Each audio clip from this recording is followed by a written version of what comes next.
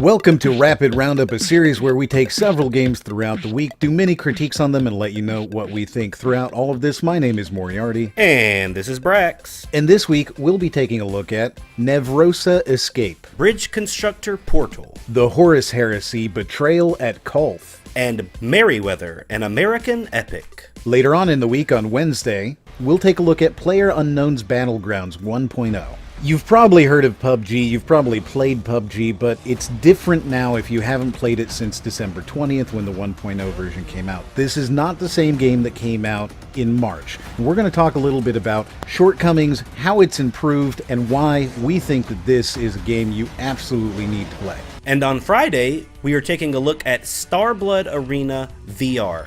This is an arena combat game that allows you to control your ship. You have different characters, and it's a total blast to play with friends because you get to shoot each other, use trip mines, use heavy weapons. You even get to customize your own ship with paint, and you can do mods to your ship. Just a lot of fun to be had, and I can't wait to tell you guys about it. But for now, let's round them up. Nevrosa Escape. It's an escape the room in VR, but it's a really interesting escape the room. Focuses mostly on horror, and it's also completely unapologetic. Even the menu is an escape the room. What do you mean? How is a menu an escape the room? In order to even start the game, you have to solve a puzzle. That's interesting, especially considering that I see a lot of escape the rooms in VR, so it's nice when they can make it unique in some way. Is this going to be an escape the room where you only play it one time? I'm scared of that. I think that the problem with any escape the room is that you can only really solve a puzzle once. It's the same problem really with Portal and other puzzle games where once you've completed that puzzle, you already know how to complete it, and therefore there's no real sense of achievement.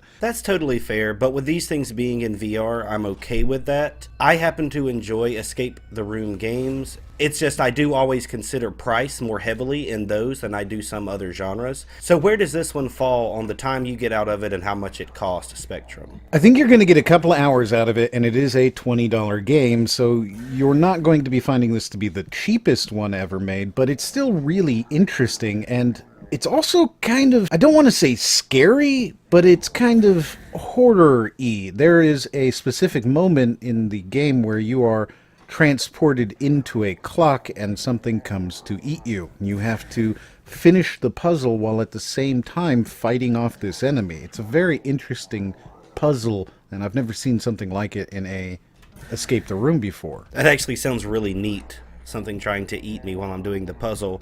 I like horror, I like escape the rooms. I've yet to play anything that combines the two, so I think that alone is a reason to check it out, and it's something new and innovative and fresh, and that always excites me. So combining those two things, I think it would be a really fun experience, even at $20.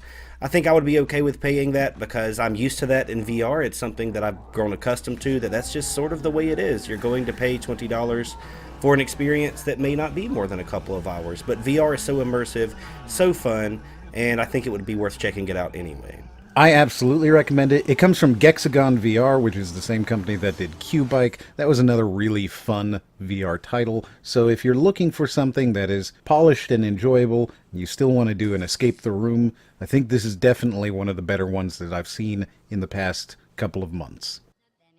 Bridge Constructor Portal is a mixture of Bridge Constructor and Portal. I know, it's crazy, right? I never would have imagined. Well, there you go. That's exactly what it is. I think it is one of the most fun puzzle games that I've played in a really long time. I just can't get enough of this little puzzle game. It's so fun. It's something that I would love to have on my laptop to play on the couch while I watch TV and do other things because it's addictive in that way. It makes you think. It's just fun. I can't use any other word to describe it. The way it works is that, of course, you have to construct bridges to get over obstacles, and what they've done is thrown portals into it, so it's another added dimension. And it really takes a lot of thinking. There are different things that you have to consider here, like cross beams and how you hoist and sustain a bridge, and these little forklifts that run across it, they will die if you don't construct everything perfectly. So for me, it's a lot of fun. The art aesthetic takes the various PowerPoint presentations from Portal 2 and the little cutout 2D characters that you see, and it uses those. It feels like you're making one of the little videos that they showed in Portal 2. The aesthetic is just super, super fantastic. On top of that, the gameplay itself is lots of fun. I totally agree. It's really charming, and I think they did a great job of making sure that people that are fans of both franchises are well represented here. If you're a Portal fan, definitely stuff there for you just as much as there is the bridge constructor part of it. They even have GLaDOS in this game, and the voice is the same, and like you said, a lot of the aesthetic appeal is the same. I found it to be really charming and also extremely addictive because you really get into it. And once you start these puzzles, you want to get to the next one. And it gives you that sense of achievement like, ooh, I built something. It's like having a kid at a science fair almost. And I enjoyed it a lot. I've always enjoyed bridge constructor games. I enjoyed Bridget. I enjoyed Polybridge. I've been that guy who buys these games when they come out. And when this came out, it was immediately on my wish list because it's Portal and I'm a big Portal fan. Man, it's going to be great, right? And it turns out it really is. You're going to get additional new lines from GLaDOS, which is obviously the best because, she's the superstar of the series, and it's still a really competent bridge constructor game. On top of that, because it's in the Portal universe, they are able to introduce all sorts of new and interesting things like portals, which you don't really see in a bridge constructor game typically. Mostly it's just, here's your two sides of a canyon, build a bridge. With this, it's, here's your two sides of a canyon. By the way, there's acid and explosions and lasers and turrets and all sorts of cool stuff. It is fantastic, and it's absolutely a 100% recommend from me. I also want to point out that the physics in this game work really, really well. And when you have these portals on these maps and these puzzles, that's an absolute must. I think they absolutely nailed the physics. When you come out of these portals, you can really fly across an entire map sometimes, and you have to keep in mind, I don't want two of my forklifts to hit each other at the same time. So lots of thinking going on with all of the stuff that Portal offers being mixed into this game. It's an absolute must buy for me as well, and one of my favorite puzzle games that I played in the past few months. Especially considering the fact that it's $10, I think this is a steal at that price because you're going to get quite a lot of time out of it, in my opinion, because there are lots of puzzles to do, and each one of the puzzles takes a few minutes, especially as they get more difficult. You're going to be spending a lot of time teasing your brain and having a lot of fun. The Horus Heresy Betrayal at Calth is Warhammer 40k Tabletop Edition in VR. Say what? It has a hell of a name, I can tell you that already. And then you say it's Warhammer 40k Tabletop in VR. You're going to have to explain a little more about what that means. This is the tabletop version of Warhammer 40k, where you move on a grid and you have all of that, and you are on the battlefield. It's pretty cool. I've played Warhammer 40k with the grids and everything, the top-down map view, so this does actually intrigue me somewhat. I am curious how that would actually play out in VR, because I'm assuming this isn't like on a map or anything, or is it? It is both. You have access to the tactical map simply by pulling it up and then transporting yourself wherever you want to go or moving people on a tactical grid. But at the same time, you can also be the same height as the Ultramarines and the Word Bearers. Okay, that sounds actually really cool, being able to do both. How did you find it to be in terms of strategy? Does it work? Does it make you think? Because for me, that's really important. Is all of that fleshed out really well? Because that's the most important thing. This is a beautiful game. It's a lot of fun. It's a good tactical game, first and foremost. This is a fun tactical game. It is also really, really attractive. And that means that for anybody playing it in VR, you have to have one hell of a rig in order to make this thing run. I was experiencing so many different graphical problems because even my computer, which is a pretty powerful rig, was stuttering at various points during this game. That's kind of disappointing. It means that there won't be as many people that are able to play it, I suppose. There's no way you can turn the settings down or anything to help with that? Sure you can, it just means that you're not going to have the prettiest experience. However, there's so much about this game that I absolutely adore. It has multiplayer, it has cross-platform multiplayer, so you don't even have to do the VR stuff if you don't want to. You could just buy the game and play it non-VR, multiplayer against somebody in VR. Everything stays alive while you're on the battlefield in VR, and things are moving and shooting at each other. This is just such an incredibly neat experience. It's one of the most unique things I've seen. I've never played a turn-based skirmish in VR before, and I tell you what, I want to do it again. In fact, since this game doesn't come out for some time, it hasn't been released yet, we will probably cover this again later in a full video once they've fleshed everything out and finished it. But for now, this is absolutely 100% something to keep on your radar. Absolutely. I am intrigued by it. And like you said, when it comes out in full release, is something that I would be more than happy to take another look at, because upon my immediate response, I'm very interested and I want to know more. But based upon what you've already said, I think it is already something you need to be paying attention to if you own a VR headset, because when it does come out, it's going to be one of those that you have to get probably immediately. I'm super excited for it. I highly recommend that you put this on your wish list. Check it out. I can't tell you what it's going to cost because, well, they haven't announced that yet, but something definitely to keep your eyes on. Meriwether, an American epic, is a video game that allows you to take on the role of Lewis and Clark. Well, actually, more specifically, Meriwether Lewis. It's about their journey across the United States. The first thing that stuck out to me about this is that as a video game, it isn't that great graphically. It isn't something that you're going to write home about. You're not going to be wowed by it immediately. But after you play it for a few minutes, you will realize that if you are interested in the actual historical value of what this game is about, then it's definitely going to be something for you. I do applaud them because they were able to hire an actual historian of Lewis and Clark to come on and make sure that everything in the game is accurate, all the way down to the outfits.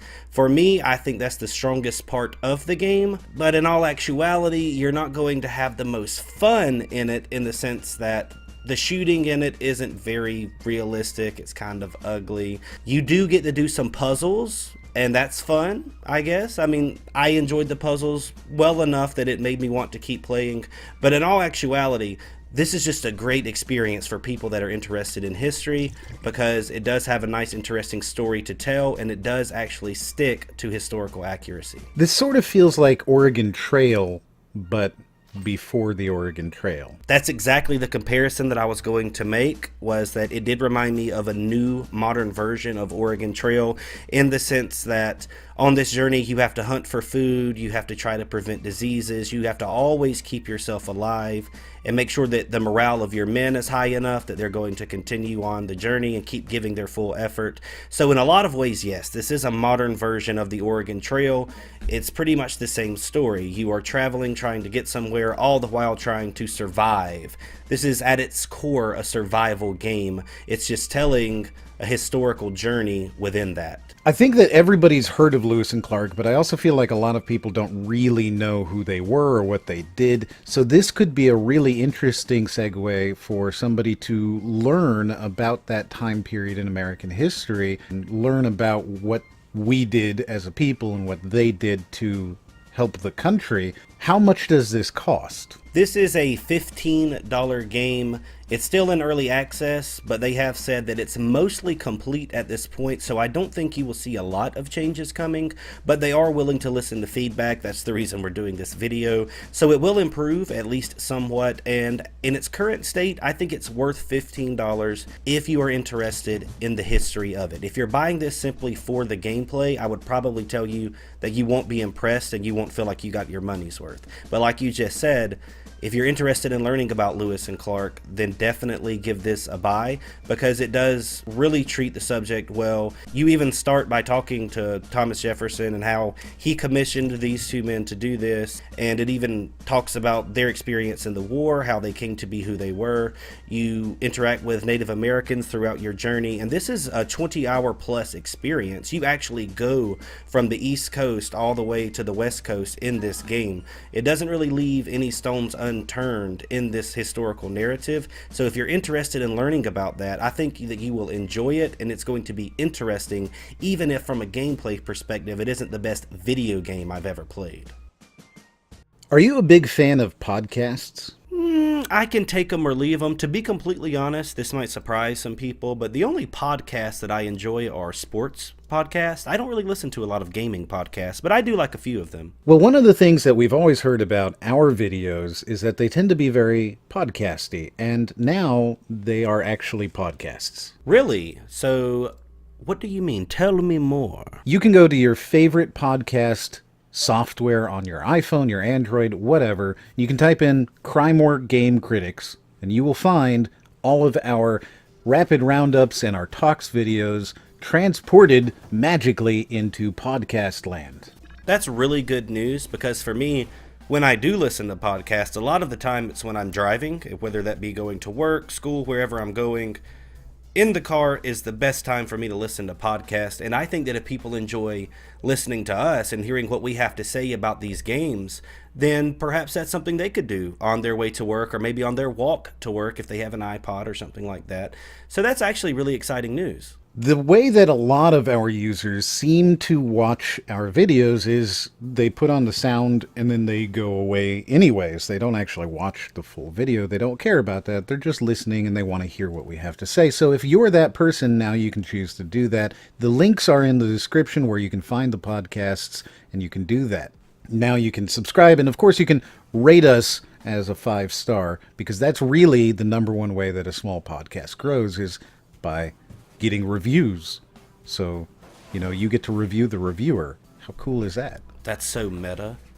Seriously, though, yes, it is very important for small podcasts on these different platforms to get those 5 stars. I've seen many small podcasts say this, so I don't feel bad about saying the same exact thing. Please give us 5 stars. Please. One of those things that you'll be able to see on there is the new Your Favorite Game Sucks Talks video, which came out on Friday. You can listen to that on the podcast if you don't particularly care about the visuals. I'm really proud of this. I worked with a couple of different people, and I feel like we've got a really good discussion going on about that in the comments even still. Yes, when I watched it, I did notice that there were some very interesting things being said. And of course, it was inevitable that some people were very adamant about their favorite game being special, which I think means they walked right into your trap, to be completely honest. But I did enjoy the video. I think that the people that you had help you out with that, Aaron Black and VNix and V-Cards, both did a great job. I think that the help really is going to allow you in the future to do more of those, which excites me as well. I was very pleased with the end product. I thought it was a very interesting discussion. Even though I did disagree with a couple of the small points that you made, I still thought that the general idea of the video is something that is really thought-provoking, and I enjoyed seeing a lot of our viewers in the comments providing their own ideas about that as well. That's really the idea behind the talks videos, is I'm trying to start a conversation. I'm not necessarily telling you what you should think. And the next video that we're doing in this same series is going to come out in about 2 weeks, and it's going to be about the most influential game of all time. Now, I feel like that is already an incendiary conversation, but I have a very in-depth explanation. It's going to be the longest talks videos I've ever done, but it's going to be very dense, and I'm excited to talk about it. I've already recorded it, and I'm very, very happy with the way that it is coming across. As you said last week, I do not know what you were thinking when you do these videos, but based upon the title, I have a very strong idea of what this is going to be about, simply because I know you, and I can't wait to see you track this through history and actually explain it, because you've told me, what you're referencing before, and I'm just kind of, okay, if you say so. But seeing you actually lay it out chronologically, I think is going to be a very interesting experience, so I'm excited to see that as well. And of course, I can't wait to see what sort of discourse this starts, because some people may not even agree with you that said game is the most influential of all time. They might think that something else is, and I would be interested in hearing why they think that is the case and backing that up with evidence. So all in all, I love these discussions. I love the discourse it creates, and I think it's a very productive experience that creates these conversations. Speaking of discourse, did you know that you can talk with us on Discord? I did know that, and I tell everyone that comes to my streams that they should definitely join the Discord. I think that is one thing, if I could pick one thing for our viewers to actually actively do, it would be to join our Discord, because once people join it, I think that they enjoy it, and I'm very confident in that.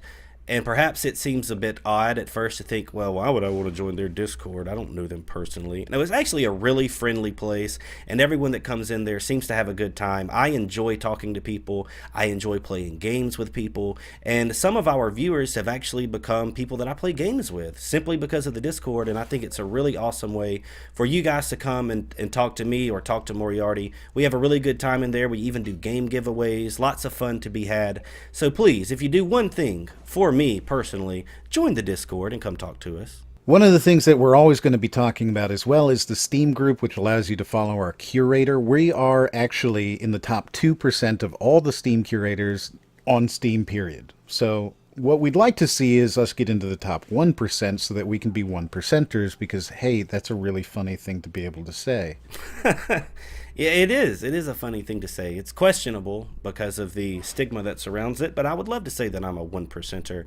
And I can attest to the fact that Moriarty keeps up with the curator page really well. Every time we have a review go up, you can bet that it's going to be on the curator page the same exact day. He's super on top of that thing over there on Steam, so it's definitely worth following. I even use it for games that he covers more than I do to get recommendations to play stuff on Steam. So I've loved the curator even before I really even knew Moriarty personally, and I totally recommend following it. We've also got some more exciting things coming out in the future that I'm really, really, really excited to talk about, but unfortunately I just can't. And until I can, you can just kind of hang out on the Discord with us, and then they'll be the first person to hear it. I can guarantee you that the Discord is the first place to hear anything cool, because it's immediate. And I go there and I say, oh my god, take a look at this cool thing! Yeah, and he will at you. Fair warning, he will at you and have no shame about it whatsoever. But yeah, Tuesday nights are awesome on the Discord too. We do group gaming, and I would love to see more people there. We normally have 8 or 10 people that stop by on Tuesday nights that like to play with us, but I would love to have more. Lots of different games that we could play and fun to be had, so I hope to see you guys there on Tuesday nights. So there you go, guys. If you like it, like it. If you don't like it, don't like it. But if you did like it, why don't you watch another video up there in the corner? And as always, We'll see you guys on the next one.